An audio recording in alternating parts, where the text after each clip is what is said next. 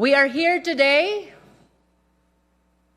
for the resumption of the impeachment proceedings against the Vice President.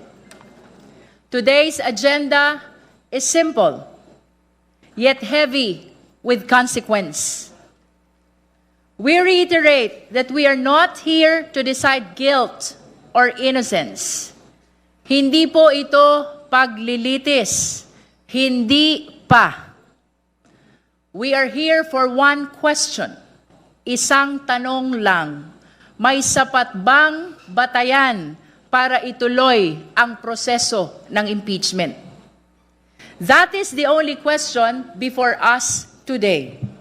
Are there sufficient grounds to proceed? Sufficient grounds. That is the question. Wala nang iba. Let us be clear. Today is not about judgment. Today is about justification. Hindi tayo huhusga. Titingnan lang natin kung may dahilan para magpatuloy. To recall, this committee began with 4 impeachment complaints. The first was set aside dahil sa posibleng paglabag sa 1-year bar rule.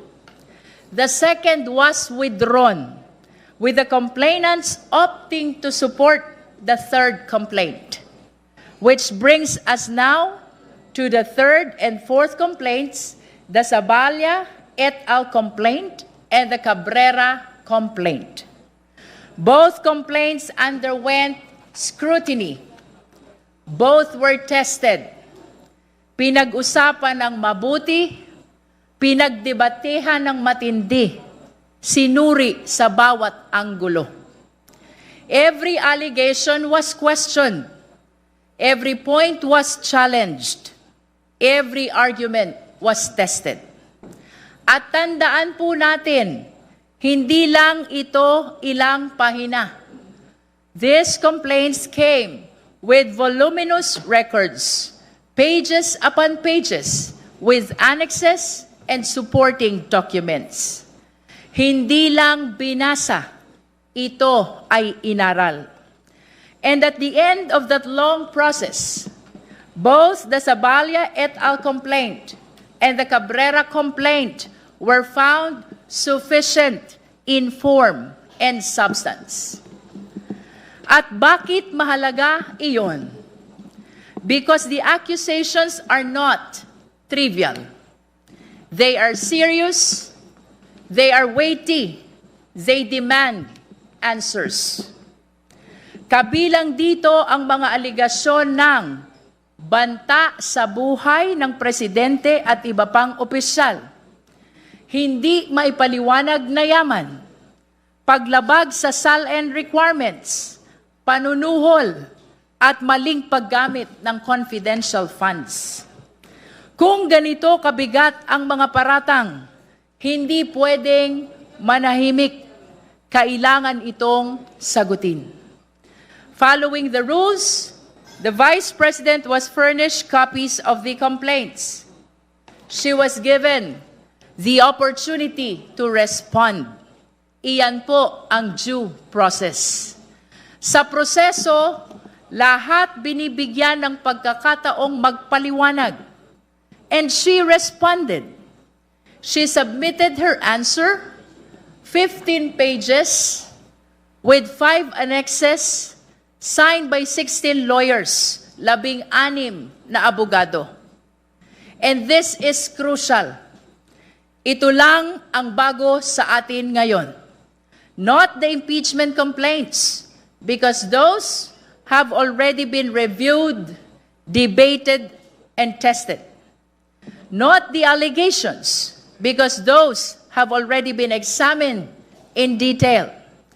Ang reklamo laban sa Vice Presidente na pagdaanan na. Ang sagot ng Vice Presidente, iyan ang bago. So today, we do not go back to square one. We do not repeat what has already been done. Ang susuriin natin ngayon ay ang sagot ng Vice Presidente ang tugon niya sa reklamo. Which brings us to this moment to determine whether there are sufficient grounds to proceed. So we ask, did the answer clear the air? Did it refute the allegations? Did it address the seriousness of the charges?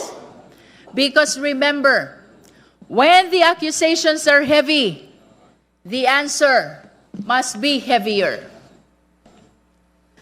At ito ang sentro ng ating pag-uusapan ngayon. Hindi na ang reklamo, na pag-usapan na natin yan. Ang sentro ngayon ay ang sagot. Kung mabigat ang paratang, dapat matibay ang paliwanag. So we focus, esteemed colleagues, on the answer, on its clarity, on its sufficiency.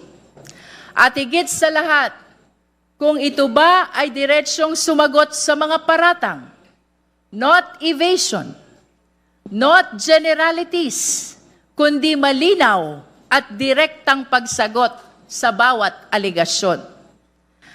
And at the end of the day, we return to the question, now that the answer is before us, do we still have sufficient grounds to proceed?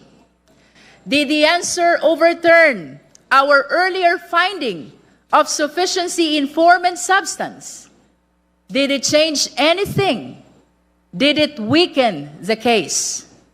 Pagkatapos nating suruin ang sagot, may sapat pa rin bang batayan para ituloy ang proseso?